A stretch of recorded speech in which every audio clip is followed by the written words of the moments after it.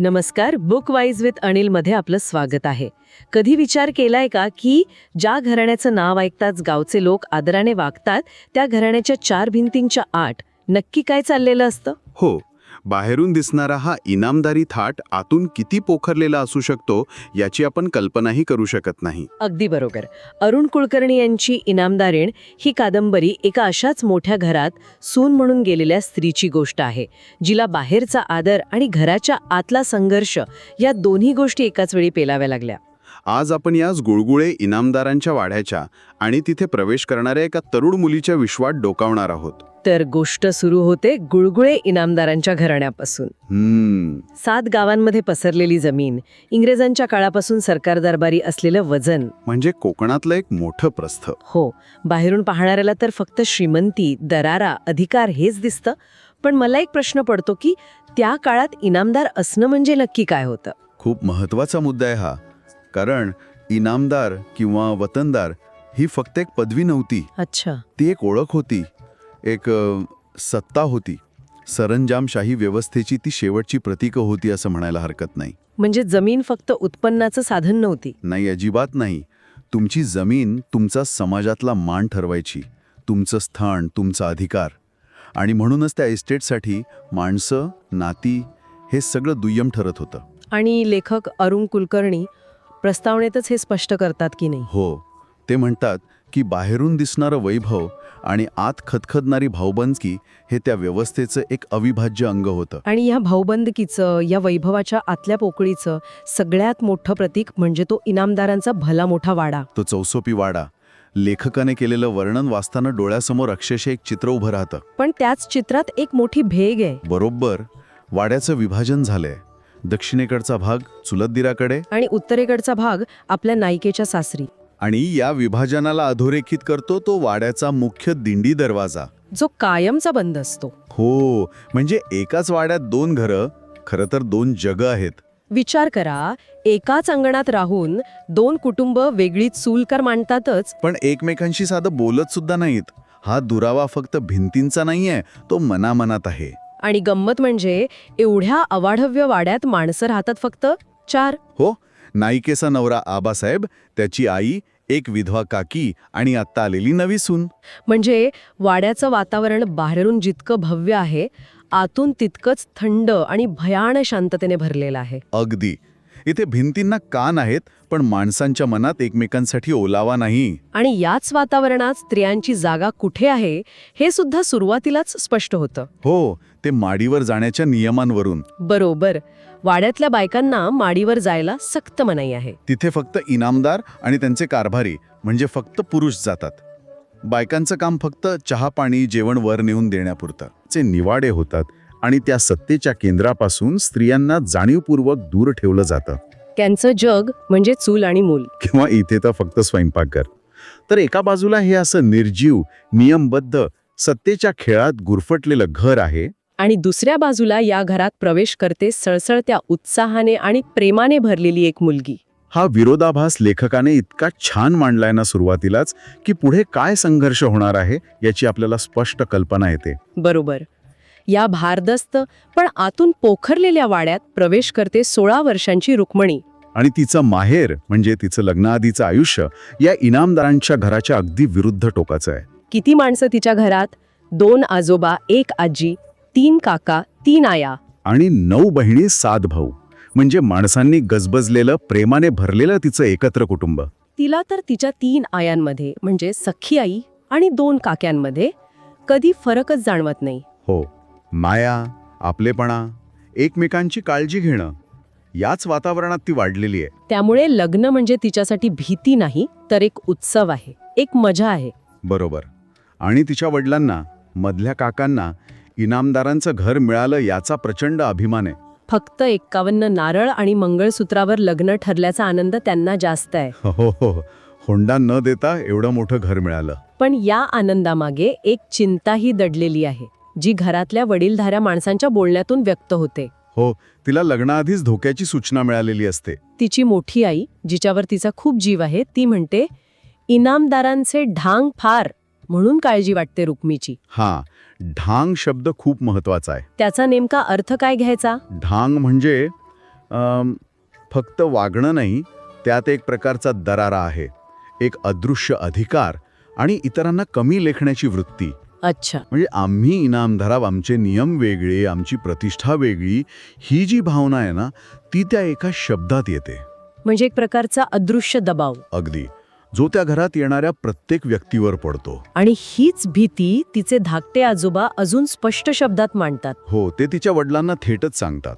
अरे भाऊ बांधकीना भरलाय घर समील तलुला, पोरगी सुखी झाली की धमळवली. म्हणजे ते घर भाऊबंदकीने पोखरलेलं आहे हे तुला नंतर कळेल. आपल्यासाठी मुलीचं सुख महत्वाचं आहे, इनामदारी नाही. खरंय, हे शब्द म्हणजे भविष्यात काय घडणार आहे याची जणू काही नांदीच आहे. हो, आणि रुक्मिणीच्या मनातही ही धाकधूक आहेच. इतक्या प्रेमळ घरातून जाताना तिला वाटतंय की आपली माणसं इथेच राहणार आणि आपण तिथे एकटे पडणार. ती गोंधळून गेली आहे. तिला इनामदारीचं महत्त्व कळत नाहीये. तिला फक्त तिची माणसं दुरावण्याची भीती वाटतेय. आणि तिची ही भीती किती खरी होती हे वाड्या पाऊल ठेवल्या ठेवल्या तिला कळायला लागतं. हो, वायात प्रवेश प्रस्तारच तिच्यासोबत एक खूप विचित्र आणि सूचक गोष्ट घडते, नाही का? तिच्या नावाचं. बरोबर. लग्नाच्या विधी सुरू असतानाच तिचं नाव बदललं जातं. रुक्मिणीची पार्वती केली जाते. आणि कारण काय?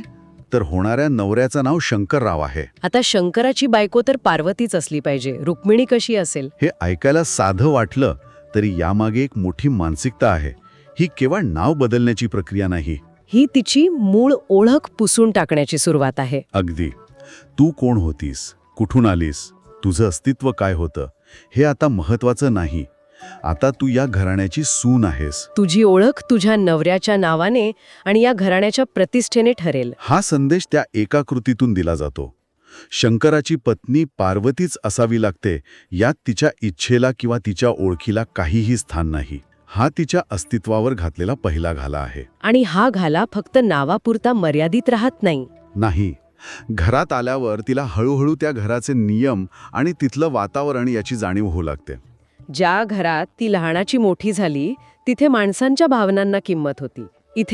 इथे माणसांपेक्षा इस्टेटीला, जमिनीच्या तुकड्याला आणि खोट्या प्रतिष्ठेला जास्त किंमत आहे हे तिला जाणवू लागतं. चुलत दिरांशी असलेलं वैर इतकं टोकाचं आहे की साधं बोलणं चालणंही बंद आहे. बरोबर. तिच्या माहेरी मतभेद व्हायचे पण ते प्रेमाने मिटवले जायचे. इथे वैर पिढ्यानपिढ्या जपलं जातंय. तिच्यासाठी हा एक मोठा धक्का आहे, एक कल्चरल शॉक. हो, तिला समजतं की प्रेम, आपुलकी, संवाद या गोष्टींना इथे काहीही महत्त्व नाही. इथे फक्त अधिकार आहे, मालकी हक्क आहे आणि वैर आहे. तिची मनमिळाऊ हसरी वृत्ती या थंडगार भावनाशून्य वातावरणात एकदम विसंगत ठरते. ती जुळवून घेण्याचा प्रयत्न करते पण तिला प्रत्येक पावलावर जाणवतं की हे जग तिच्या जगापेक्षा पूर्णपणे वेगळं आहे. तिला वाटलेलं असतं की लग्न म्हणजे एका मोठ्या प्रतिष्ठित घरात जाणं, पण प्रत्यक्षात तिला एका अशा घरात आणलं जातं जिथे नात्यांमध्ये ऊब नाही आणि माणसांमध्ये संवाद नाही. बाहेरून दिसणारा आदर आणि आतली घुसमट या दोन टोकांच्या मध्ये तिचा प्रवास सुरू होतो. उंबरठा ओलांडून आत तर आली, पण तिला लवकरच समजलं की हे घर म्हणजे राजवाडा नाही तर एक सोन्याचा पिंजरा आहे. आणि या पिंजऱ्याचे दरवाजे उघडण्याऐवजी तिला एका अशा रहस्याचा सामना करावा लागला ज्याने तिचं आयुष्यच बदलून टाकलं. ते रहस्य होतं घरातील सत्तेचा आणि संपत्तीचा माज. पण जिथे लक्ष्मी नांदते तिथे माणुसकी का संपते? इनामदारीण म्हणून जगताना तिला कोणकोणत्या टोमण्यांचा सामना करावा लागला? इनामदारीणमधली रुक्मिणीची गोष्ट म्हणजे एका जगातून दुसऱ्या जगात फेकल्या गेल्याची गोष्ट आहे. अगदी. तिचा माहेर म्हणजे खोतांचं घर जिथे ती वाढली. हो, खोत म्हणजे प्रतिष्ठित जमीनदार. त्यांच्या घरी माणसांची वर्दळ, प्रेम, जिव्हाळा असं सगळं वातावरण. आणि या अशा घरातून 16 वर्षांची मुलगी थेट इनामदारांच्या घरी येते. आणि इनामदार म्हणजे खोतांपेक्षाही वरची पायरी. मान, दरारा, अमाप संपत्ती. म्हणजे वरकरणी पाहिलं तर वाटेल की तिचं नशीबच उघडलं. हो, पण त्या झगमगाटामागं एक वेगळाच काळोख होता नाही का? भाऊबंदकीने दुभंगलेलं, आतून पोखरलेलं घर. बरोबर. आणि याच प्रवासाबद्दल आज आपण जरा खोलात जाऊन बोलणार आहोत. हो, म्हणजे ही फक्त कथेची उजळणी नाहीये, तर त्या काळातली कौटुंबिक समीकरणं, सत्तेचं राजकारण आणि या सगळ्यात एका स्त्रीची होणारी घुसमट यावर आपण बोलूया. मला वाटतं तिच्या संघर्षाची सुरुवात त्या वाड्याच्या उंबरठ्यावरच होते. कशी काय? तिला माहेरच्या गजबजलेल्या घराची सवय आणि इथे इनामदारांच्या वाड्यात एक भयाण शांतता. तिला नंतर कळतं की एकाची 2 घरे झाली आणि दोनांत चिडीचूप राहतात. म्हणजे संपत्ती वाटली गेली, पण त्यासोबत मनही विभागली गेली. अगदी. पण ही शांतता किती फसवी होती. सुरुवातीला तिला वाटलं असेल की सगळं ठीक आहे. मोठ्या सासूबाया, ज्यांना ती आई म्हणते, धाकट्या सासूबाया काकी, हो, त्या सुरुवातीला तिच्याशी प्रेमानेच वागतात. पण त्या नात्यात एक प्रकारचा औपचारिकपणा असतो, जिव्हाळा नसतो. आणि पती आबासाहेब, ते तर एक कोडच. बरोबर. जास्त बोलायचं नाही, आपला वेळ माडीवर घालवायचा. त्यांच्या मनात काय चाललंय याचा तिला थांगपत्ताच लागत नाही. आणि इथेच घरातल्या राजकारणाची सुरुवात होते, नाही का? ही शांतता म्हणजे वादळापूर्वीची शांतता. नक्कीच, कारण ह्या घराचा पायाच मुळी द्वेषावर उभा आहे. शेजारीच राहणारे चुलत दीर भाऊसाहेब, त्यांच्यासोबत मालमत्तेवरून टोकाचं वैर. इतकं की ते एकमेकांचा जीव घ्यायलाही मागे पुढे पाहणार नाहीत. हे फक्त 2 भावांचं भांडण नाहीये. नाही. ही एका व्यवस्थेच्या पतनाची सुरुवात आहे, जिथे जमिनीचे तुकडे नात्यांपेक्षा मोठे होतात. खरंय. आणि या सगळ्या द्वेषाच्या वातावरणात रुक्मिणी, ती एक पूल बांधायचा प्रयत्न करते. हो, ती भाऊसाहेबांची मुलगी विजयाला मदत करते. तिला वाटतं की प्रेमाने नाती जोडता येतात. पण तिला कल्पनाच नसती की इथलं राजकारण तिच्या समजुतीच्या खूप पलीकडचं आहे. पण गंमत बघा, ज्या राजकारणामुळे तिला घर जोडता येत नाही, तेच राजकारण तिला स्वतःच्या पायावर उभं करतं. म्हणजे कसं? हळूहळू घरातल्या जबाबदाऱ्या तिच्यावर येतात. सासूबाईंचं वय होतं, पतीचं तर लक्षच नाही. आणि मग रुक्मिणी अत्यंत हुशारीने वाड्याची, शेतीवाडीची सगळी सूत्र आपल्या हातात घेते. हो, आणि नोकर चाकर, कुळं तिच्या शब्दाला मान देऊ लागतात. ती खऱ्या अर्थाने इनामदारीण म्हणून उभी राहते. आणि इथेच खरा संघर्ष सुरू होतो. अगदी. तिचा हाच कर्तबगारपणा तिच्या वैवाहिक आयुष्यातली सगळ्यात मोठी अडचण ठरतो. हो, कारण पती आबासाहेब यांचा पुरुषी अहंकार दुखावतो. सगळा कारभार रुक्मिणी पाहतीये हे त्यांना सहन होत नाही. त्यांना आपला कमीपणा वाटू लागतो. घर कोंबडे केलेत आम्हाला, किंवा आम्हाला जिवे मारतील ही भीती घालून घरचा तुरुंगवास दिलाय, असे विचार त्यांच्या मनात येतात. आणि हा फक्त एका व्यक्तीच्या अहंकाराचा प्रश्न नाहीये. त्या काळात विशेषतः इनामदारांसारख्या घराण्यात पुरुषाचं महत्त्व त्याचा अधिकारावर अवलंबून असायचं. बरोबर. जेव्हा रुक्मिणी कारभार पाहू लागली तेव्हा आबासाहेबांना फक्त आपली सत्ता नाही तर आपला पुरुषत्वच धोक्यात आल्यासारखं वाटलं. आणि या हतबलतेतून, त्या रिकाम्यापणातून ते व्यसनाच्या आहारी जातात. हो, दारू पिऊन सगळं विसरण्याचा प्रयत्न. पिऊन सगळे विसरतो आम्ही, हे त्यांचं वाक्य म्हणजे त्यांच्या पराभवाची कबुलीच आहे. खरंय.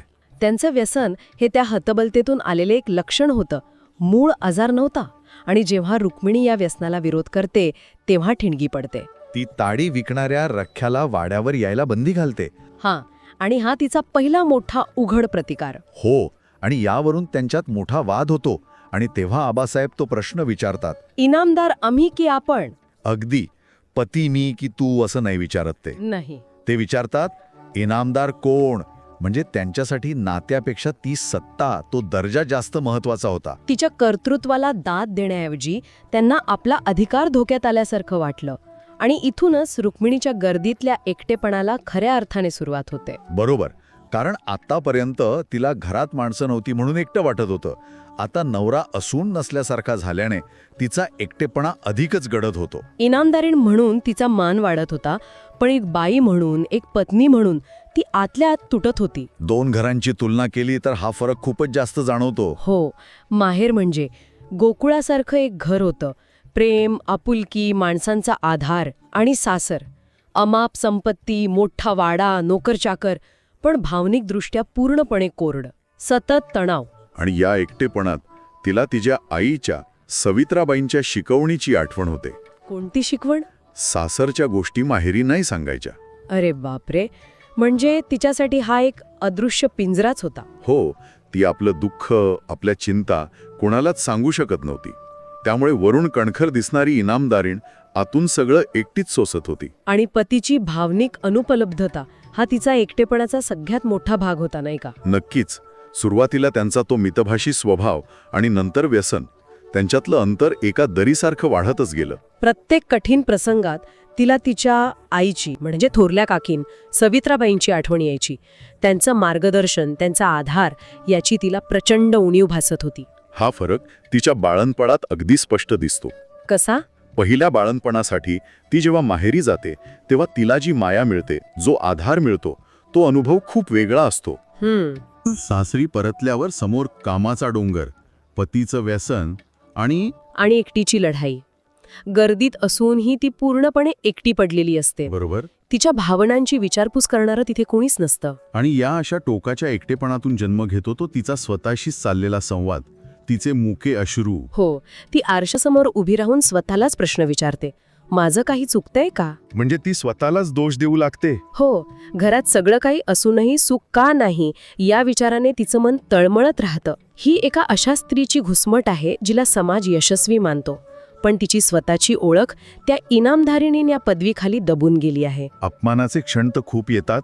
आबासाहेब दारू पिऊन स्वतःला खोलीत कोंडून घ्यायचे. आणि नोकरांसमोर होणारी नाचक्की, ती सगळी ती मुकाट्याने सहन करत होती. मला वाटतं तिला सर्वात जास्त त्रास तेव्हा व्हायचा जेव्हा तिला तिच्या पतीची हतबलता दिसायची. हो, एकदा ते स्वतःच कबूल करतात की एक पती म्हणून, एक बाप म्हणून मी नालायक ठरलो होतो. हे ऐकणं तिच्यासाठी किती त्रासदायक असेल. ज्या माणसावर तिने विश्वास ठेवला तोच माणूस स्वतःला नालायक म्हणतोय. हे पाहणं तिच्यासाठी असह्य होतं. आणि मग तिला तिच्या आईच्या शब्दांची आठवण होते. लग्नावेळीची चिंता. हो, की इनामदारांच्या घरात भोग वाट्याला येतात. तिला ते आता चांगलंच समजलं होतं. खूप भोगलं असणार, भोगणार पण आहे पुढे, ही तिची खात्री झाली होती. म्हणजे ही नियती आहे, हे भोग आहेत असं म्हणून ती स्वतःच्या मनाची समजूत घालत होती. आणि बाहेरून पाहणाऱ्या जगाला काय दिसतं? 4 मुलं आहेत, वाड्याचा कारभार उत्तम चाललाय. म्हणजे रुक्मिणी सुखी आहे. पण आतल्या मनस्तापाची कोणालाच कल्पना नसते. पतीचं व्यसन, भाऊबंदकीचा सततचा धोका, या सगळ्यात तिचं आयुष्य होरपळून निघत होतं. आणि इथे तिला एक गोष्ट कळून चुकली होती, कोणती? की या घरात सुख मिळवण्यासाठी तिलाच कणखर व्हावं लागेल. कारण तिची लढाई तिला एकटीलाच लढायची आहे. तिचा नवरा तिचं संरक्षण करू शकत नाही. उलट तिलाच त्याचं आणि तिच्या मुलांचं संरक्षण करायचंय. हा बोध तिच्यासाठी खूप मोठा होता. ती आता फक्त एक सून किंवा पत्नी राहिली नव्हती, तर त्या घराची खरी संरक्षक बनली होती. पण ह्या जबाबदारीची किंमत तिला तिच्या वैयक्तिक सुखाने चुकवावी लागत होती. अपमान सहन करण्याची एक मर्यादा असते. आणि जेव्हा ही मर्यादा ओलांडली गेली तेव्हा इनामदारिणीने ठरवलं की आता गप्प बसायचं नाही.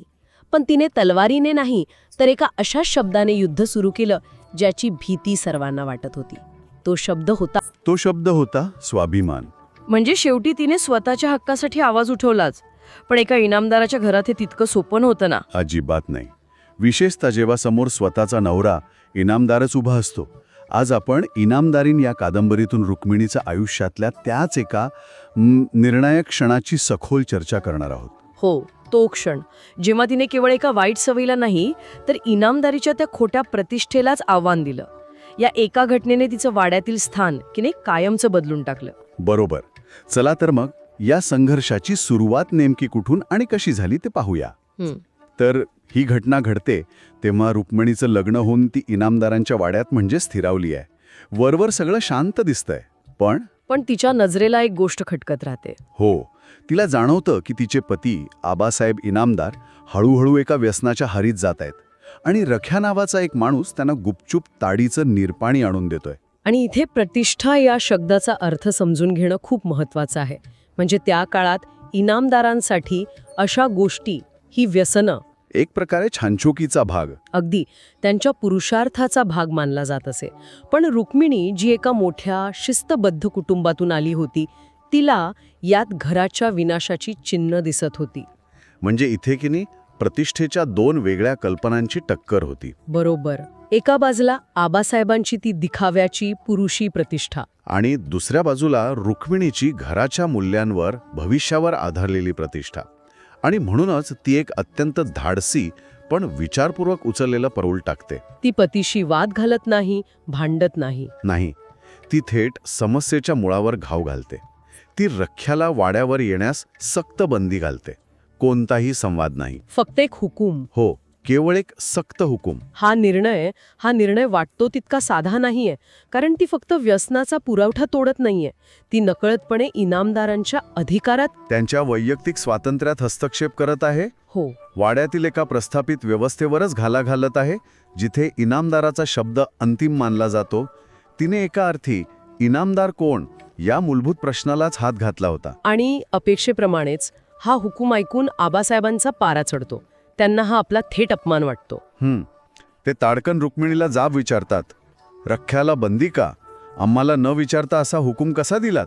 इनामदार आम्ही की आपण? हा प्रश्न म्हणजे त्यांच्या दुखावलेल्या अहंकाराचा स्फोट असतो. हो, आणि कादंबरीत त्यांच्या मनात एक विचार येतो जो त्या मानसिकतेवर अचूक बोट ठेवतो. कोणता? म्हणून काय आमच्याही वर इनामदारीण म्हणून राज्य करणार? म्हणजे त्यांना तिचा हा हस्तक्षेप त्यांच्या पुरुषार्थाला, त्यांच्या अस्तित्वाला दिलेलं आव्हान वाटतं. म्हणजे प्रश्न ताडीचा राहतच नाही. नाहीच, प्रश्न सत्तेचा आणि नियंत्रणाचा बनतो. या थेट संघर्षाला रुक्मिणी मात्र अत्यंत अनपेक्षित पद्धतीने उत्तर देते.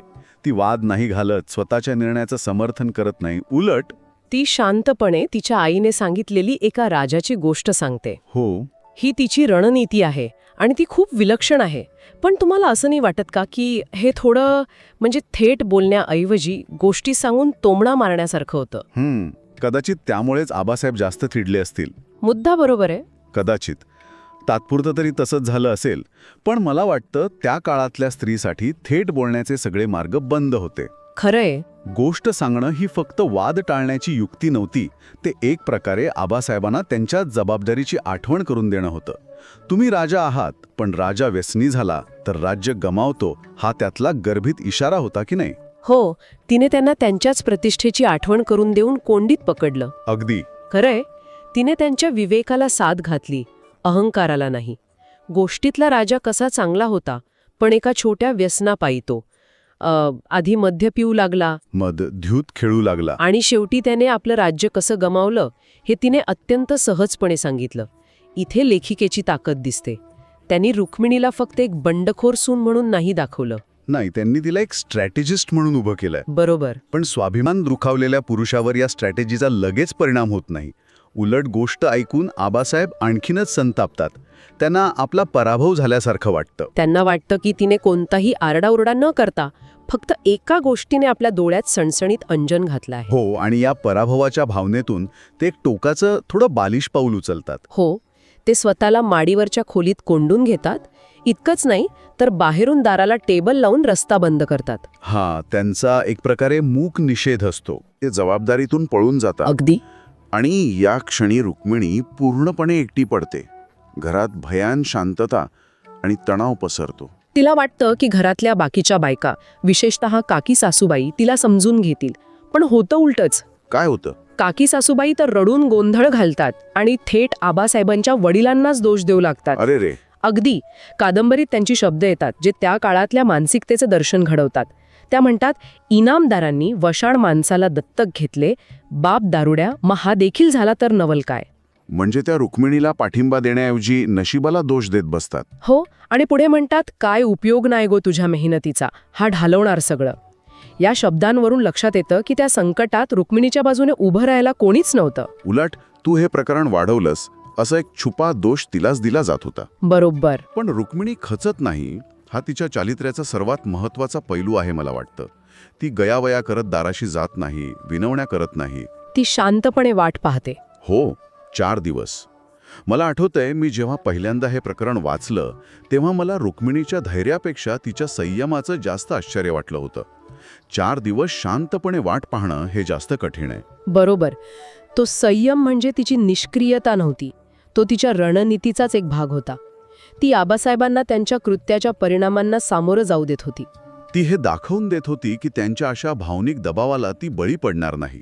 ती फक्त योग्य क्षणाची वाट पाहत होती.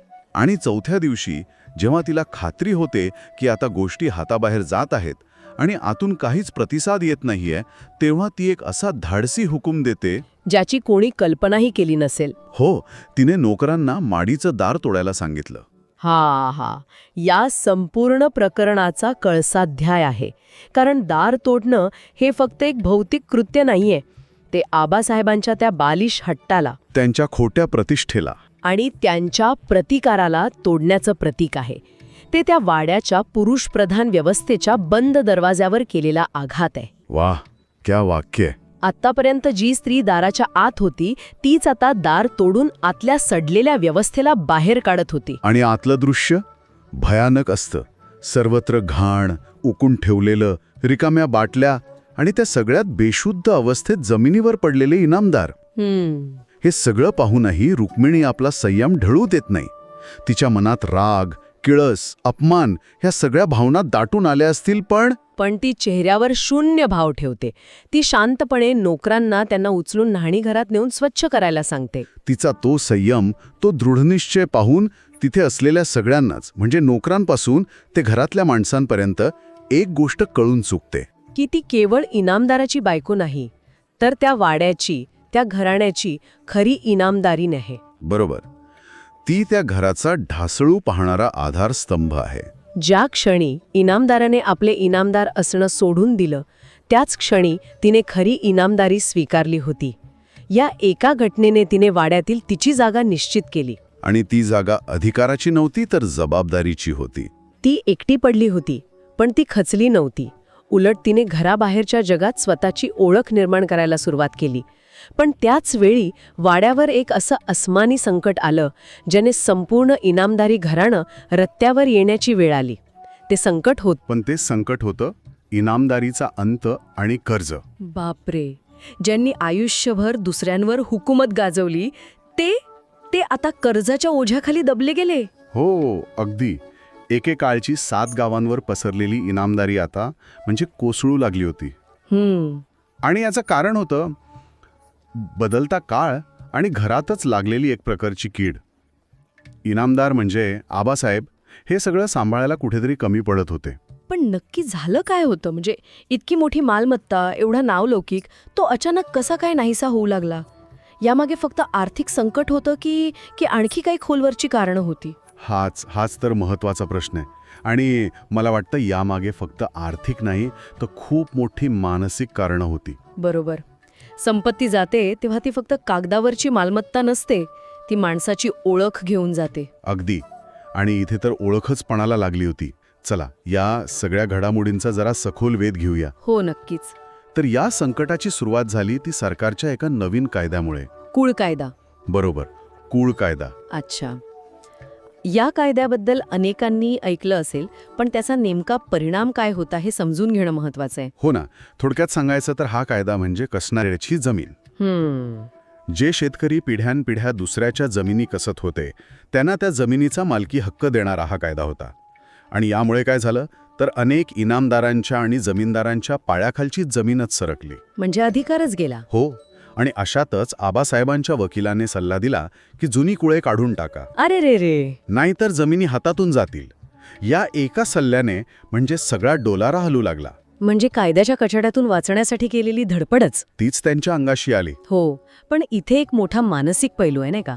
जेव्हा तुमच्या अधिकाराचं मूळ आधारच कायद्याने काढून घेतला जातो, तेव्हा नुसता जमिनीचा तुकडा जात नाही, नाही तर पिढ्यानपिढ्या चालत आलेली सत्ता आणि ओळख नाहीशी होते. या बदलाला ते इनामदार कसे सामोरे गेले? इथेच तर खरी मेख होती. तेथे या वास्तवाला सामोरे जाऊच शकले नाहीत.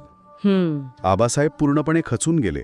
त्यांनी हिशोब ठेवणं, वाड्यावर लक्ष ठेवणं म्हणजे सगळंच सोडून दिलं. अच्छा. व्यापारी बागेत यायचे, नारळ सुपारी घेऊन जायचे, पण पैशांचा हिशोबच नसे. हळूहळू घरात पैशांची चणचण भासू लागली. हे खूप स्वाभाविक आहे. म्हणजे जेव्हा एखादी व्यक्ती परिस्थितीवर नियंत्रण ठेवू शकत नाही, तेव्हा ती स्वतःवरचं नियंत्रण गमावून बसते. बरोबर. हिशोब न ठेवणं हे फक्त निष्काळजीपणाचं लक्षण नाही, तर जे घडतंय ते मला बघायचंच नाही या मानसिकतेतून आलेली ती एक प्रकारची पळवाट आहे. अगदी बरोबर. आणि हीच पळवाट त्यांना व्यसनाच्या दरीत घेऊन गेली. बापरे. ते दिवसेंदिवस स्वतःला माळीवरच्या खोलीत बंद करून घेऊ लागले आणि पूर्णपणे दारूच्या आहारी गेले. म्हणजे पूर्णपणे स्वतःला झोकून दिलं त्यांनी. हो. परिस्थिती इतकी टोकाला गेली की एके दिवशी 4 दिवस त्या खोलीचं दार उघडलंच नाही. 4 दिवस. ही केवळ व्यसनाधीनता नाही, तर जगापासून, जबाबदारीपासून आणि सगळ्यात महत्त्वाचं म्हणजे स्वतःपासून पूर्णपणे संपर्क तोडण्याचा प्रयत्न दिसतोय हा. हो. आतलं दृश्य तर मग त्यांच्या मानसिक स्थितीचं प्रतिबिंब असणार. अगदी तसंच होतं. इनामदारीन रुक्मिणीने अखेर नोकरांच्या मदतीने दार तोडलं, तर आतलं दृश्य भयानक होतं. सगळीकडे घाण, दारूच्या रिकाम्या बाटल्यांचा खच आणि इनामदार बेशुद्ध अवस्थेत जमिनीवर पडलेले होते. शुद्धीवर आल्यावर ते फक्त एकच वाक्य बडबडत होते, इनामदार राहिलो नाही, राज्य दुसऱ्यांनी बळकावले. हे वाक्य हे खूप महत्वाचं आहे. इनामदार राहिलो नाही यात फक्त संपत्ती गमावल्याचं दुःख नाहीये, नाही. तर आपलं अस्तित्वच संपल्याची भावना आहे. सत्ता आणि ओळख ह्या इतक्या एकरूप झालेल्या असतात की एक गेल्यावर दुसरी आपोआप जाते, नाही का? हो. त्यांच्यासाठी इनामदार असणं हे त्यांचं काम नव्हतं, ते त्यांचं अस्तित्व होतं.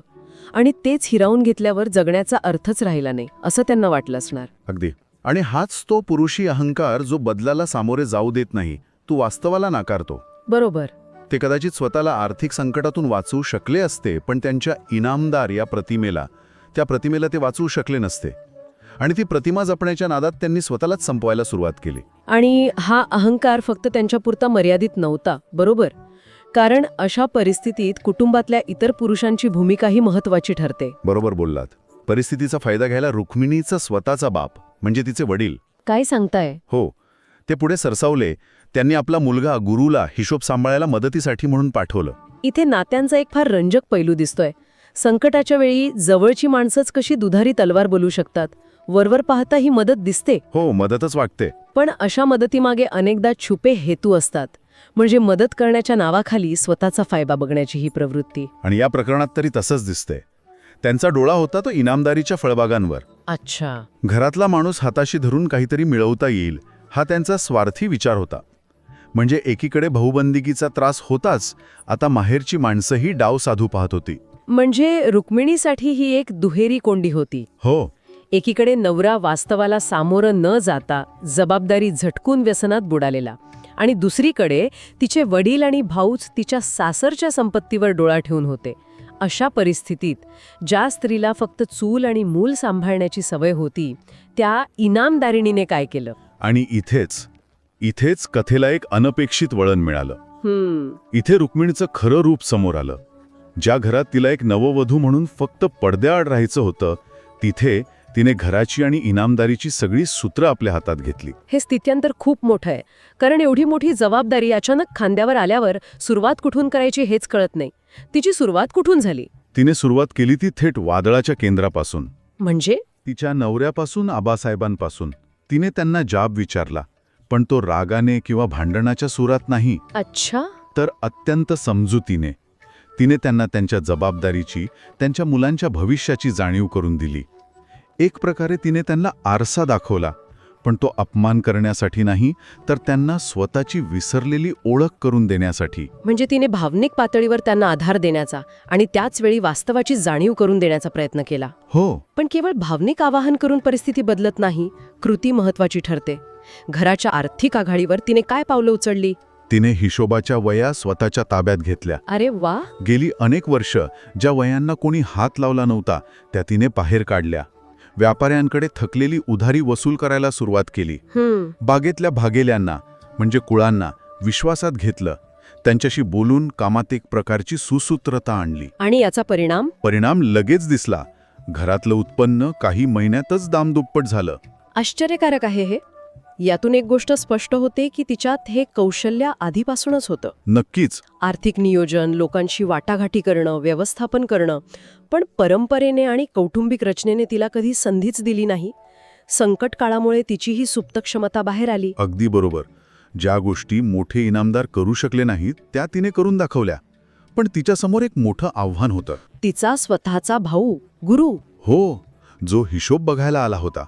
हो, कारण रक्ताची नाती अशावेळी आडवी येतात. व्यावसायिक निर्णय घेताना भावनिक गुंतागुंत निर्माण होते. तिने हे कसं हाताळलं? काही दिवसातच गुरु हिशोबात गडबड करतोय ही तिच्या तीक्ष्ण नजरेतून सुटलं नाही. आता तिच्यासमोर मोठा पेच होता. एका बाजूला रक्ताचा भाऊ आणि दुसऱ्या बाजूला सासरच्या घराप्रती असलेली निष्ठा. हे एका आधुनिक काळातल्या स्टार्टअपच्या संस्थापकासारखं आहे. म्हणजे ज्याला कंपनी वाचवण्यासाठी आपल्या जवळच्या मित्राला किंवा नातेवाईकाला कामावरून काढावं लागतं. व्यावसायिकता आणि वैयक्तिक नातेसंबंध यांच्यातली ही लढाई नेहमीच अवघड असते. तिने तोच अवघड निर्णय घेतला. तिने रक्ताचं नातं बाजूला सारलं. खरंच. हो, त्याला थेट जाब विचारला आणि त्याचा पगार देऊन त्याला परत घरी पाठवून दिलं. तिने आपल्या सासरच्या घराशी प्रामाणिकपणा जपला. तिने हे दाखवून दिलं की नात्यापेक्षा कर्तव्य मोठं आहे. हे खूप मोठं धाडस होतं. या एका कृतीतून तिने फक्त हिशोबच सरळ केला नाही, तर वाड्यातल्या सगळ्या नोकर चाकरांना आणि व्यापाऱ्यांना एक स्पष्ट संदेश दिला कोणता संदेश? की आता इथे कारभार बदलला आहे. आता इथे न्यायाने आणि निष्ठेने काम चालेल. नक्कीच. तिच्या या धाडसामुळे आणि हुशारीमुळे हळूहळू सगळं रुळावर येऊ लागलं. कर्ज फिटू लागलं. घरात पुन्हा समृद्धी दिसू लागली. यातून एक गोष्ट अगदी स्पष्ट दिसते की रुक्मिणीने केवळ घर नाही सांभाळलं, तर इनामदारी या शब्दाचा खरा अर्थ जपला. इनामदारी म्हणजे फक्त अधिकार गाजवणं नाही, तर जबाबदारी स्वीकारणं, कर्तव्य पार पाडणं आणि न्यायबुद्धीने वागणं. बरोबर. या गुणांनी ती खऱ्या अर्थाने इनामदारीण ठरली. तिने पदाची नाही तर कर्तव्याची शान राखली. ज्या हाताने कधी कामाला स्पर्श केला नव्हता ते हात आता घराला सावरण्यासाठी कष्ट करू लागले. पण जेव्हा सर्व काही नीट होत होतं तेव्हाच भूतकाळातली एक जुनी जखम पुन्हा उघडी झाली. एक असं सत्य समोर आलं ज्याने तिच्या नात्यावरच प्रश्नचिन्ह उभं केलं. ते सत्य होतं, धोका आणि विश्वासघात.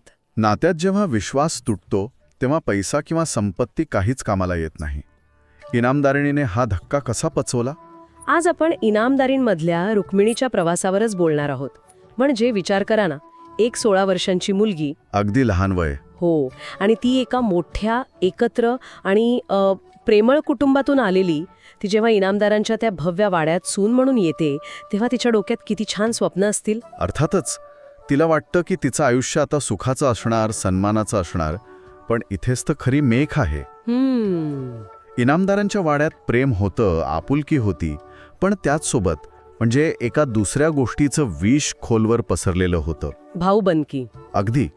आणि आपण हे समजून घेतलं पाहिजे की भाऊबंदकी म्हणजे फक्त भावाभावांमधलं साधं भांडण नाही. नाही. इनामदारीसारख्या व्यवस्थेत हा जमिनीसाठी, अधिकारासाठी आणि पुढच्या भवितव्यासाठी चाललेला एक छुपा संघर्ष असतो. म्हणजे एका बाजूला तिला प्रेमळ सासू मिळते आणि दुसऱ्या बाजूला नवऱ्याच्याच भावाचा म्हणजे भाऊसाहेबांचा कमालीचा द्वेष.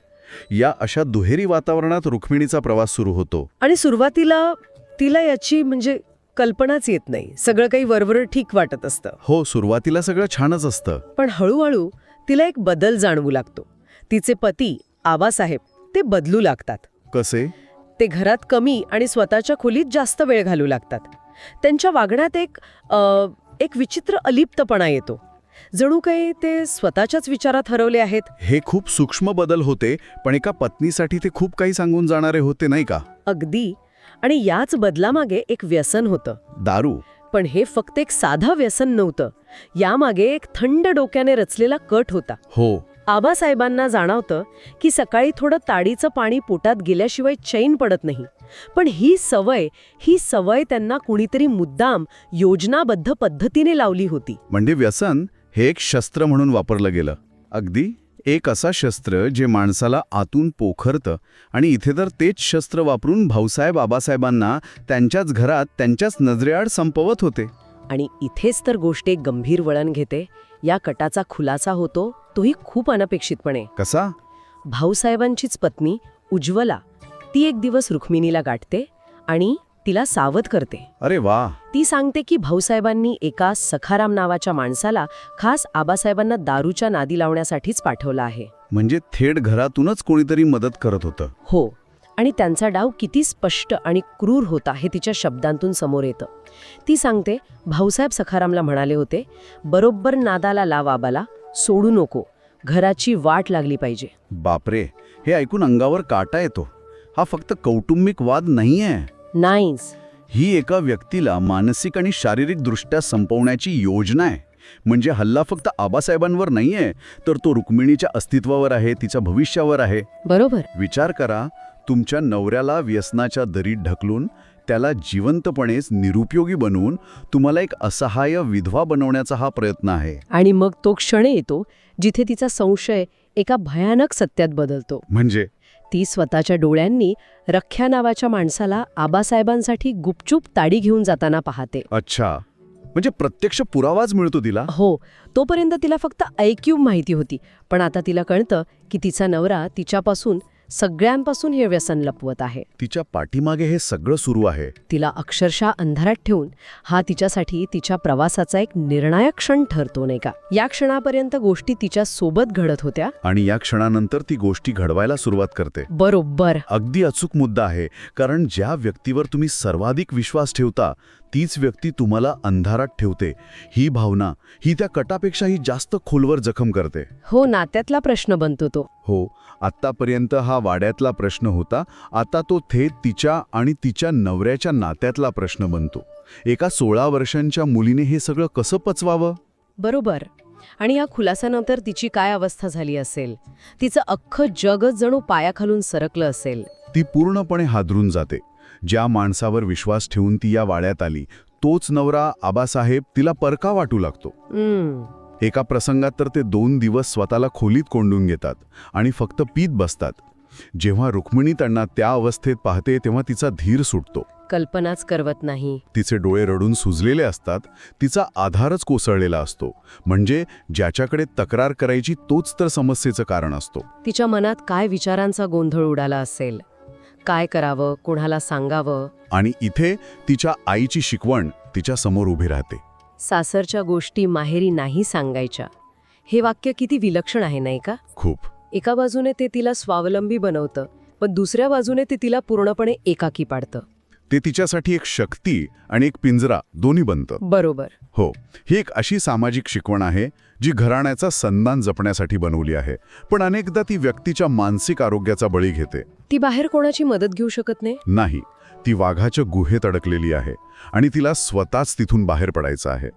तिच्यासमोर आता प्रश्न फक्त काय करायचं हा नाही, तर मी कोण आहे हा आहे. मी एक बळी आहे की मी या वाड्याची इनामदारीण आहे. आणि या सगळ्या दबावात तिला तिच्या 4 मुलांचा चेहरा दिसत असतो. हा लढा आता फक्त तिच्या स्वतःच्या अस्तित्वाचा नाही राहत. नाही, तो तिच्या मुलांच्या भविष्याचा बनतो. आणि यामुळे तिच्यावरचा दबाव आणखी वाढला असेल. उलट मला वाटतं हेच तिच्यासाठी सर्वात मोठं प्रेरणास्थान ठरतं. अच्छा. तिची आई म्हणून असलेली जबाबदारी जागी होते. आता हा लढा नवरा किंवा दीर यांच्यापुरता मर्यादित राहत नाही. तो आपल्या मुलांचं भविष्य वाचवण्यासाठी होतो, घराण्याची प्रतिष्ठा टिकवण्यासाठी होतो. आणि मग ती ठरवते. हो, या क्षणी ती पळून जाण्याचा किंवा हार मानण्याचा विचार सोडून देते आणि रणनीती आखायला सुरुवात करते. तर तिने लढायचं ठरवलं. पण तिची पहिली चाल ती खूप अनपेक्षित आहे. म्हणजे साहजिकपणे कोणालाही वाटेल की ती थेट नवऱ्याला जाब विचारेल. पण ती तसं करत नाही. नाही, ती थेट दारूचा पुरवठा करणाऱ्यांनाच गाठते. तिने ही रणनीती का निवडली असेल? कारण ही एक अत्यंत हुशार खेळी होती. तिला हे समजलं होतं की व्यसनाच्या आहारी गेलेल्या व्यक्तीशी थेट वाद घालून काहीच उपयोग होत नाही. कारण त्या क्षणी त्या व्यक्तीचं स्वतःवर नियंत्रण नसतं. बरोबर. पुरवठाच बंद करून ती तिच्या नवऱ्यावर हल्ला करत नव्हती, तर त्याच्या विरुद्ध वापरल्या जाणाऱ्या बाह्य शस्त्रालाच निकामी करत होती. वा. ती व्यसनाला शत्रू मानत होती, आपल्या नवऱ्याला नाही. आणि ती त्या पुरवठादारांना, रख्या आणि मांडवकरांना काय ठामपणे सांगते? ती म्हणते, उद्यापासून मडके पाठवायचे बंद करा, माझं नाव पुढे करा. म्हणजे ती जबाबदारी स्वतःवर घेते. हो, इथे ती इनामदारीण म्हणून आपला अधिकार पहिल्यांदाच इतक्या ठामपणे वापरते. आत्तापर्यंत ती फक्त आबासाहेबांची पत्नी होती. पण या क्षणी ती खऱ्या अर्थाने त्या घराची मालकीण बनते, नाही का? अगदी. हा तिच्या बदलाचा पहिला आणि सर्वात महत्वाचा टप्पा होता. ती आता परिस्थितीची शिकार नाही, तर ती परिस्थितीवर नियंत्रण मिळवणारी व्यक्ती बनली आहे. तिने एक प्रकारे युद्धाची घोषणा केली आहे. पण तीही अत्यंत विचारपूर्वक. हो. मग येतं तिचं दुसरं पाऊल, नवऱ्याला जिंकणं. आणि हा भाग तर मला खूपच विलक्षण वाटतो. ती भांडत नाही, दोष देत नाही. उलट ती त्यांना एका राजाची गोष्ट सांगते, जो व्यसनामुळे आपलं राज्य गमावून बसतो. किती अप्रत्यक्ष पण किती प्रभावी पद्धत आहे ही. हे मानसिकदृष्ट्या खूप प्रगल्भ पाऊल आहे. ती त्यांना लाजिरवाणं करत नाही, कारण त्यामुळे ते आणखी दुरावले असते. उलट ती त्यांच्यातील इनामदार पदाला, त्यांच्या अभिमानाला आवाहन करते. आणि गोष्ट संपल्यावर ती जे बोलते ते तर म्हणजे नात्याचा आणि रणनीतीचा उत्कृष्ट नमुना आहे. काय म्हणते ती? ती म्हणते, राणीने केलेली चूक मी करणार नाही. इनामदार तुम्हीच आहात व तुम्हीच राहावेत म्हणून हा आटापिटा केला. म्हणजे सरळ संदेश आहे. हो, सरळ अर्थ होता, मी तुमच्या विरोधात नाही, मी तुमच्या सोबत आहे. आपण मिळून तुमच्या सन्मानासाठी लढूया. अप्रतिम. तिने त्यांचा मानभंग न करता त्यांना त्यांची जबाबदारी अत्यंत प्रभावीपणे समजावून दिली. तिला घर तोडायचं नव्हतं तर ते वाचवायचं होतं.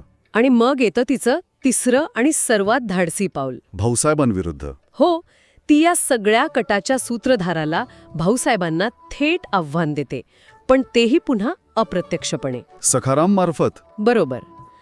ती सखारामला बोलावून त्याच्यामार्फत एक स्पष्ट आणि थेट धमकीवजा निरोप पाठवते. काय असतो तो निरोप? ती म्हणते, भाऊसाहेबांना जाऊन सांगा, हे धंदे सोडा. मी पुरीपुरून उरेन त्यांना व तुम्हालाही. बस, या एका वाक्यातून ती आपली भूमिका स्पष्ट करते. ती त्यांना सांगते की आत्तापर्यंत तुम्ही एका असहाय्य मुलीशी खेळत होता. पण आता तुमचा सामना एका इनामदारिणीशी आहे. अगदी. आणि इथे तिची पुढची युद्धनीती स्पष्ट दिसते. तिने मनाशी पक्क केलेलं असतं. पहिले घर ठीक करायचे, मगच भाऊबंदकीची लढाई जिंकायची. हो, तिने त्या वाड्यात राहण्याचा निर्णय घेतला तो लाचारीतून नाही. नाही, तो आपलं अस्तित्व आणि आपल्या मुलांचं भविष्य वाचवण्यासाठी, एका मोठ्या लढाईची तयारी करण्यासाठी होता. ती आता फक्त स्वतःचा बचाव करत नाहीये, तर ती एका मोठ्या युद्धाची योजना आखत आहे. तिने रडणं सोडलं आणि लढणं निवडलं. पण या युद्धाचा शेवट असा काही झाला जो वाचून कोणाच्याही डोळ्यात पाणी येईल. तो शेवट म्हणजे एका युगाचा अंत होता, पण एका नव्या स्त्रीचा जन्मसुद्धा. काय घडलं त्या शेवटच्या क्षणी? खरंच, ते शेवटच्या क्षणी तिने सिद्ध केलं की इनाम हे जमिनीवर नसतं, तर ते माणसाच्या कर्तृत्वावर असतं. खरंच, अरुण कुलकर्णी यांची ही कादंबरी वाचताना असं वाटतं की प्रत्येक घरात एक अशी इनामदारीण आहे जी स्वतःच्या अस्तित्वासाठी लढतीये. अरुण कुलकर्णी यांच्या इनामदारीण या कादंबरीवर आज आपण सखोल चर्चा करणार आहोत. हो. एका श्रोत्याने आपल्याला ही कादंबरी सुचवली आहे आणि त्यांचा प्रश्न खूप महत्वाचा आहे. साधारण 50 वर्षांपूर्वी लिहिलेली सरंजामशाहीच्या पार्श्वभूमीवरची ही कहाणी आजच्या काळातही इतकी खरी का वाटते? बरोबर. ही केवळ एका स्त्रीच्या संघर्षाची गोष्ट आहे की त्याहून अधिक काहीतरी आहे? आणि मला वाटतं हाच या कादंबरीचा गाभा आहे. अच्छा. कारण ही कथा आपल्याला एका अशा नैतिक द्विधात अडकवते जिथून बाहेर पडणं सोपं नाही. म्हणजे प्रश्न असा आहे की आपलं कुटुंब वाचवण्यासाठी एखादी व्यक्ती, विशेषतः एक स्त्री, कोणत्या थराला जाऊ शकते? आणि त्या थराला पोचल्यावर तिच्यात आणि विध्वंस करणाऱ्या व्यक्तीत फरक तो काय उरतो? चला तर मग ह्याच प्रश्नाच्या मुळाशी जाऊया. रुक्मिणी. हो. एका मोठ्या मायाळू खोत कुटुंबातून आलेली मुलगी लग्न करून इनामदारांच्या वाड्यात येते. आता त्या काळातले इनामदार म्हणजे मोठी असामी. हो, मोठे जमीनदार, ज्यांच्याकडे सत्ता, संपत्ती, प्रतिष्ठा सगळं होतं. पण या इनामदारांच्या घरात एक मोठी कीड लागली होती. भाऊबंदकी. अगदी. भाऊबंदकी हा शब्दच किती बोलका आहे. म्हणजे संपत्ती आणि अधिकारावरून. सख्ख्या भावांमधला संघर्ष. हो, चुलत भावांमधला. रुक्मिणीच्या सासरी नेमकं हेच वातावरण होतं. तिचा नवरा आबासाहेब तसा स्वभावाने चांगला, पण निष्क्रिय. आणि तिचे चुलत दीर भाऊसाहेब, ते तर अत्यंत महत्वाकांक्षी आणि क्रूर. त्यांना सगळी इनामदारी स्वतःच्या ताब्यात हवी होती. आणि अशा दोन ध्रुवांमध्ये 16 वर्षांची रुक्मिणी येते. आणि आल्या आल्या ती इनामदारीण या पदवीच्या ओझ्याखाली दबत नाही, उलट ती तिथली परिस्थिती समजून घ्यायला सुरुवात करते. मला वाटतं तिची सुरुवातच खूप हुशारीची होती. तिने थेट कारभारात लक्ष घातलं नाही. आधी माणसं जोडायला सुरुवात केली. बरोबर. नोकर चाकरांची विचारपूस करणे, त्यांच्या कामाचं कौतुक करणे. हो. तुमचा मुद्दा बरोबर आहे, पण मला त्यात अजून एक बाजू दिसते. अच्छा. कसं आहे ना, हे केवळ हुशारीचं लक्षण नव्हतं, तर तिच्या असहाय्यतेचंही प्रतीक होतं. असहाय्यता कशी? तिचा नवरा आबासाहेब जर खंबीर असता, जर त्याने कारभाराची सूत्र नीट हातात ठेवली असती, तर तिला हे करावं लागलं नसतं ना. खरंय. तिचं हे कर्तृत्व खरं तर तिथल्या व्यवस्थेच्या आणि तिच्या नवऱ्याच्या अपयशातून जन्माला आलंय. ती परिस्थितीची निर्मिती आहे. हा, खूप इंटरेस्टिंग पॉइंट आहे. म्हणजे तिचं सक्षमीकरण हे तिच्या निवडीपेक्षा गरजेतून जास्त झालं. अगदी. पण तिने ज्या प्रकारे ही जबाबदारी उचलली ते वाखाणण्याजोगं आहे. जेव्हा भाऊबंदकीमुळे घराचं उत्पन्न कमी होत होतं, तेव्हा तिने स्वतः बागेत जाऊन वसुली करायला सुरुवात केली. हो, आणि तो मांडवकर नावाचा भागेला, जो भाऊसाहेबांना सामील होता, त्याला धाडसाने कामावरून काढून टाकलं. इथे तिने एक महत्वाचा संदेश दिला. कोणता? तिने दाखवून दिलं की नेतृत्व म्हणजे केवळ अधिकार गाजवणे नाही, तर जबाबदारी स्वीकारणे. बरोबर. तिच्याकडे औपचारिक पद नव्हतं नाही, पण तिच्या वागण्यातून तिने एक नैतिक अधिकार निर्माण केला. आजच्या कॉर्पोरेट भाषेत सांगायचं तर तिने ऑथॉरिटीने नाही तर इन्फ्लुएन्सने माणसं जिंकली. आणि त्यामुळेच नोकर चाकर तिला घाबरत नव्हते. तिचा आदर करत होते. ती त्यांची वहिनीबाई झाली होती. आणि हाच इन्फ्लुएन्स तिने तिच्या नवऱ्यावर, आबासाहेबांवर वापरला, नाही का? हो, ते व्यसनाच्या हारी जात असताना तिने त्यांना थेट विरोध नाही केला. नाही, त्याऐवजी एका राजाची गोष्ट सांगितली. की त्याने व्यसनापायी आपलं राज्य कसं गमावलं. ही समजावण्याची पद्धत किती परिपक्व आहे. ती परिस्थिती हाताळते पण नात्यांना तडा जाऊ देत नाही. पण तिचा खरा संघर्ष भाऊसाहेबांशी होता. हो, ते फक्त इस्टेटवर डोळा ठेवून नव्हते तर ते कुटुंबाला आतून पोखरत होते. अगदी. ते त्यांची पत्नी उज्ज्वला तिला मारहाण करायचे. तेव्हा रुक्मिणीने तिला फक्त आधार दिला नाही, तिच्या जखमांवर मलमपट्टी केली. आणि तिला प्रतिकार करण्याचं धैर्य दिलं. इथे रुक्मिणी एका स्त्रीच्या पलीकडे जाऊन एका संरक्षक शक्तीचं रूप घेते. आणि हा संघर्ष जेव्हा टोकाला पोहोचतो, जेव्हा तिला कळतं की भाऊसाहेब तिच्या नवऱ्याच्या आणि मुलांच्या जीवावर उठले आहेत, तेव्हा ती एक असा निर्णय घेते जो तिच्या मूळ स्वभावाच्या पूर्णपणे विरुद्ध आहे. ती भाऊसाहेबांना संपवते. हो, एका प्रेमळ कर्तव्यदक्ष सुनेचा प्रवास एका कठोर प्रसंगी निर्दयी संरक्षक इनामदारीणमध्ये पूर्ण होतो. पण हा विजय आहे की पराभव? आणि याच प्रश्नामुळे ही कादंबरी आजही आपल्याला अस्वस्थ करते. खरंय. कारण तिने कुटुंबाला वाचवलं, पण त्यासाठी तिला स्वतःच्या आतल्या माणुसकीची एक मोठी किंमत मोजावी लागली. या कथेतून लेखकाचा नेमका संदेश काय आहे यावर बोलूया. हो, एका बाजूला स्त्री सक्षमीकरण दिसतं, तर दुसऱ्या बाजूला कौटुंबिक मूल्यांच्या ऱ्हासाचं चित्रण आहे. मला एक प्रश्न पडतो. विचारा. रुक्मिणीने एवढं सगळं केलं, पण शेवटी तिला कुटुंबाला वाचवण्यासाठी हत्या करावी लागली. मग लेखक स्त्री सक्षमीकरणाला गौरवत आहेत की त्याची एक काळी बाजू दाखवत आहेत? मला वाटतं लेखक या दोन्हींच्या पलीकडे जाऊन काहीतरी सांगत आहेत. म्हणजे रुक्मिणीचं सक्षमीकरण हे आजच्या काळातल्या म्हणजे वैयक्तिक स्वातंत्र्याच्या किंवा करिअरच्या कल्पनेसारखं नाहीये. अच्छा. तिचं सक्षमीकरण हे कुटुंबाच्या रक्षणासाठी आहे. ती स्वतःसाठी नाही तर कुटुंबासाठी लढतीये. म्हणजे स्त्री शक्ती जेव्हा कुटुंबाच्या भल्यासाठी वापरली जाते तेव्हा ती विधायक असते. पण त्याच कुटुंबावर घाला आला तर ती किती विनाशकारी ठरू शकते हेही ते दाखवतात. आणि यासाठी लेखक तिच्या माहेरच्या आईचं म्हणजे तिच्या मोठ्या काकीचं पात्र वापरतात. अगदी. त्या मोठ्या पत्रखोत कुटुंबाला एकसंध ठेवण्याचं काम आई करत असे. तोच आदर्श रुक्मिणीने सासरी आणला. पण गंमत अशी की दोन्हीकडची परिस्थिती खूप वेगळी होती. बरोबर. आणि इथे लेखकाची लेखनशैली दिसते. त्यांनी वाडा हे केवळ एक घर म्हणून नाही तर एका मूल्यांच्या व्यवस्थेचं प्रतीक म्हणून वापरला आहे. हो, रुक्मिणीच्या माहेरचा वाडा हा प्रेमाने, आपुलकीने भरलेला आहे. तर इनामदारांचा वाडा हा द्वेषाने, कारस्थानांनी पोखरलेला आहे. जेव्हा इनामदारांच्या वाड्याला तडे जातात तेव्हा खरं तर ते कुटुंबाच्या नात्यांना जात असतात. हो, वाडा एक जिवंत पात्र बनून येतो. आणि कौटुंबिक मूल्यांचा ऱ्हास हा मुद्दा लेखक प्रस्तावनेतच मांडतात.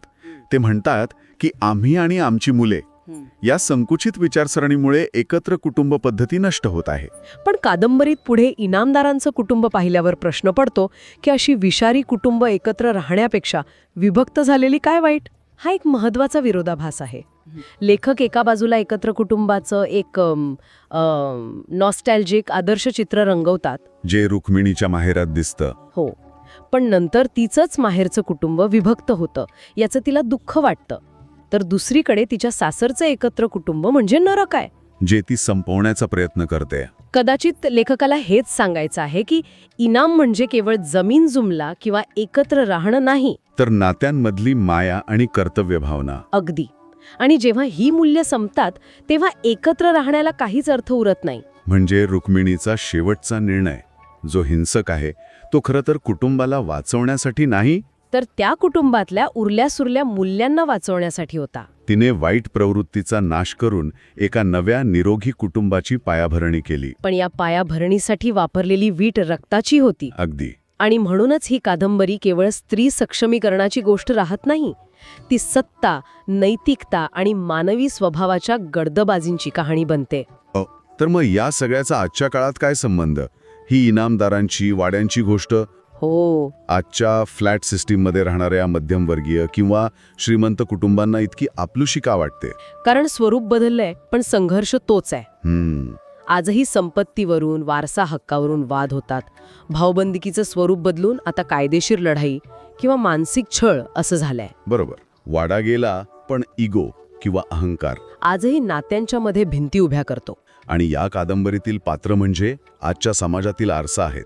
आबासाहेब हो, हे त्या लोकांचं प्रतिनिधित्व करतात ज्यांच्याकडे वडिलोपार्जित संपत्ती आहे, प्रतिष्ठा आहे, पण जगण्याचा उद्देश नाही. आणि मग माणूस भरकटतो, व्यसनाच्या किंवा निष्क्रियतेच्या आहारी जातो. आज अनेक श्रीमंत कुटुंबांमध्ये असे आबासाहेब दिसतात. खरंय.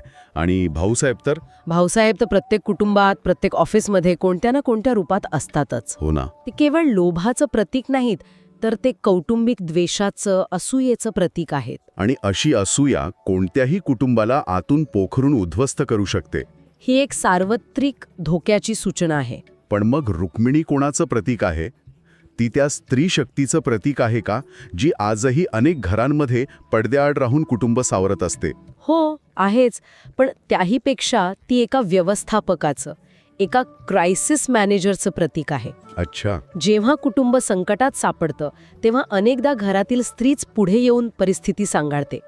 तिने दाखवून दिलं की खरं नेतृत्व म्हणजे काय. म्हणजे जबाबदारी घेणे. हो, जबाबदारी घेणे, कठीण आणि अप्रिय निर्णय घेणे. आणि त्याचे परिणाम भोगण्याची तयारी ठेवणे. अगदी. तिचा प्रवास हा एका सामान्य गृहिणीपासून ते एका धोरणी आणि कणखर कुटुंब प्रमुखापर्यंतचा आहे. पण इथेच तर तो मूळ नैतिक प्रश्न पुन्हा समोर येतो, हो, जो या कादंबरीला आजही रेलेव्हन्सी देतो. कुटुंबाचं रक्षण करण्याची नैतिक मर्यादा काय? आपल्या मुलांना, आपल्या माणसांना वाचवण्यासाठी दुसऱ्याच्या जीवावर उठणं कितपत योग्य आहे? आणि याचं उत्तर ही कादंबरी देत नाही. नाही. ती फक्त हा प्रश्न आपल्यासमोर अत्यंत प्रभावीपणे मांडते. रुक्मिणीने तिच्या कुटुंबाला वाचवलं, पण त्यासाठी तिला स्वतःच्या आत्म्याला, स्वतःच्या तत्वांना एक मोठी किंमत मोजावी लागली. बरोबर. एका अर्थाने भाऊसाहेबांना मारून तिने स्वतःच्या आतल्या एका भागालाही मारून टाकलं. ती पूर्वीसारखी राहिली नाही. म्हणजे ही कथा आपल्याला सांगते की संरक्षण आणि विध्वंस यांच्यातली रेषा खूप धूसर आहे. हो, आणि कधीकधी एकाला वाचवण्यासाठी दुसऱ्याचा नाश अटळ असतो. हा विचारच खूप अस्वस्थ करणारा आहे. खरंय. बरोबर ना?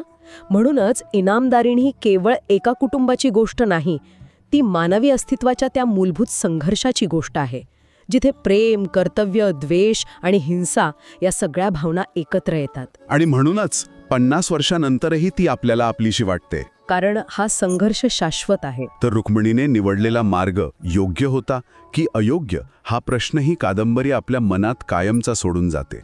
कुटुंबाच्या रक्षणाची नैतिक रेषा नक्की कुठे संपते आणि त्या रक्षणासाठी मोजलेली किंमत त्या संरक्षणापेक्षा मोठी ठरते का, यावर विचार करायला लावणारी ही एक कालातीत कलाकृती आहे. तुम्हाला हा व्हिडिओ कसा वाटला कमेंट बॉक्समध्ये नक्की कळवा. हा व्हिडिओ तुमच्या मित्रमैत्रिणींसोबत नक्की शेअर करा. आणि अशाच प्रेरणादायी पुस्तकांसाठी बुकवाईज विथ अनिल या यूट्यूब चॅनलला सबस्क्राईब करा. जय हिंद.